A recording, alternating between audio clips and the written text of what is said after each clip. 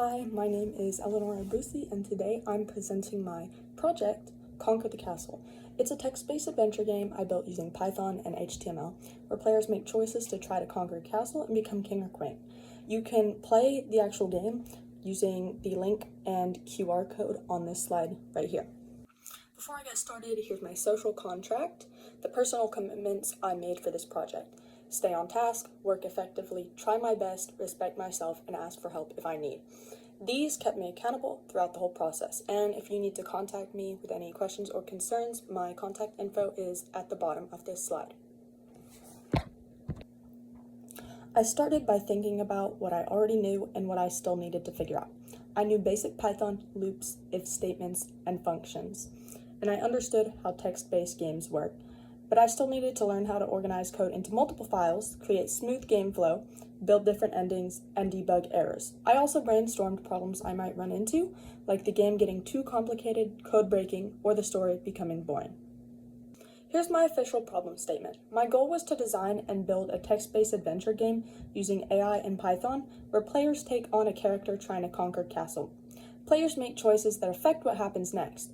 My three main goals were working stable code with functions, loops, and multiple files, making the story interactive with meaningful choices, and using AI responsibly as a tool while keeping the final product my own work. In the planning phase, I identified everything I would need to be successful. ChatGPT for AI assistance, help from my teammates and my teacher, a flowchart maker to plan the logic, a project guide to stay organized, Python as my coding language, and Trinket to run and test my starting code. This slide shows the map I created for my game. I designed physical locations that players can travel through, which became really important later when I wanted the visuals and story to match where the player actually was in the game. This slide shows my other artifacts from my game, the first one being the health potion that you can find in the game, and the second one being the crown that you would get after conquering the castle. This is my front-end flowchart. It maps out what the player sees and experiences, starting from the main menu, then branching into starting the game, viewing instructions, or quitting. From there, it shows every path, attack, sneak, or form an alliance, all the way to the play again screen. This is the back-end flowchart, which shows the logic happening behind the scenes. It starts by initializing variables like player health and inventory, then runs the main game loop. It shows every conditional check, like what happens if the player attacks and wins, or if they choose to quit.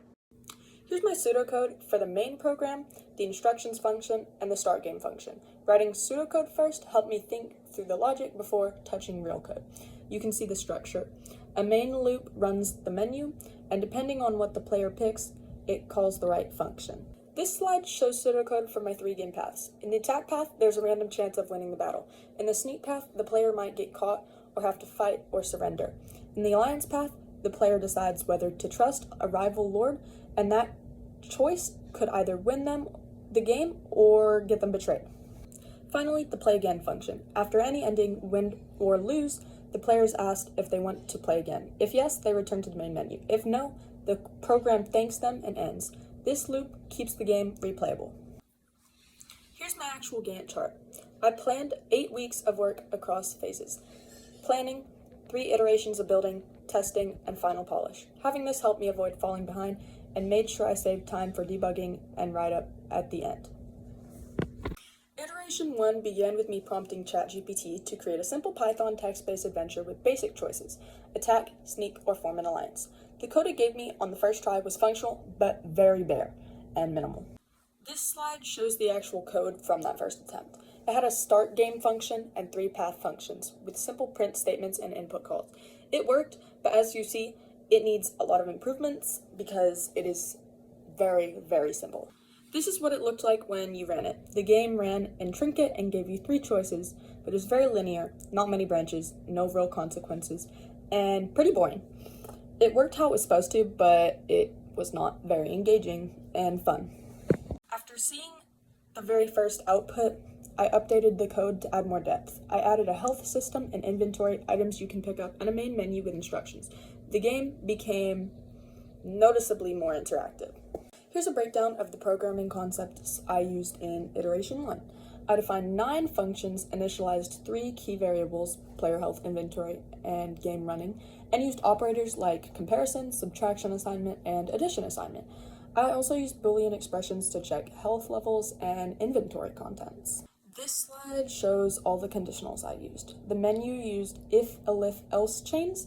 The game paths had their own conditionals based on player choices, and I even used nested conditionals. For example, checking if health was above 20, and if a health potion was in the inventory before allowing a certain action.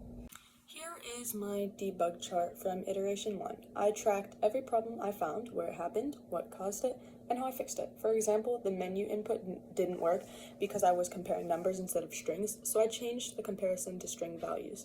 Health wasn't updating because I was missing the global keyword. Inventory wasn't storing items because I wasn't using append correctly. I collected feedback from 3 people on iteration 1. Maya said the game worked, but was short and repetitive, and suggested more paths and better visuals. My mom said it functioned correctly, but needed more options, and Miss McCullen liked the theme, but agreed it needed more depth and better visual design. I used all of this feedback going into iteration 2. For iteration 2, I asked ChatGPT to make the game more advanced. I specifically requested changing background images depending on your location, more choices, a longer game, and converting everything to downloadable HTML so I could deploy it on Netlify. Here's what iteration 2 looked like. The background now changes depending on where you are. Castle gates, forest, or throne room. The menu, inventory, and health display all worked in the browser. I noted I could still improve by choosing images that better matched each specific location because they weren't very accurate, as you can see. In this iteration, I also added code comments using hashtags. Every major section of code had a comment explaining what it does. This made the code much easier to read, debug, and explain to others. Here's the updated breakdown for iteration 2. I added several new functions, including update background, fight king, use item, win game, and game over, and a new variable called game location. I also used new operators like strict, equality, and the dot includes method, and a ternary expression to check inventory length. All the conditionals in iteration 2 were new. I added location-based conditionals to trigger the right background image, health checks before allowing fights, and inventory checks before letting the player use items. Every one of these was brand new to this version.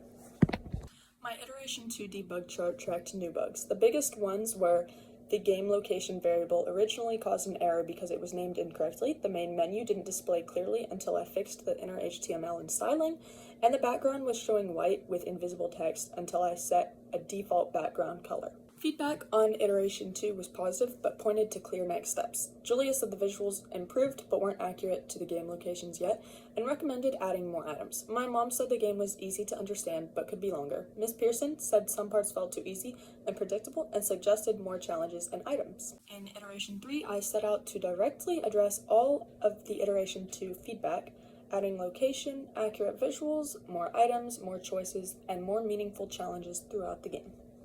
At this point, the code became too extensive to build everything in a single file. You can see I split it into multiple files: types, utilities, components, and a main app file.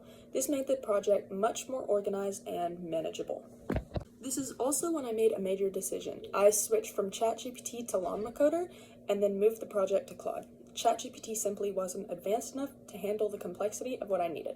With Claude, I was able to add map-accurate locations, matching visuals for each scene, and more usable objects in the inventory system. Iteration 3 introduced object-oriented programming with a player class. New functions included init, take damage, is alive, heal, add to inventory, and display inventory. New variables tracked self-properties, and I used random number generation for things like whether a sneak attempt succeeded or failed. New conditionals included checking if the inventory was empty, whether a specific item existed in the inventory, and a while loop that ran combat as long as both the player and enemy were alive. That last one was completely new to this. The iteration 3 debug chart shows more complex bugs. Most functions worked, but the take damage function was not correctly reducing health.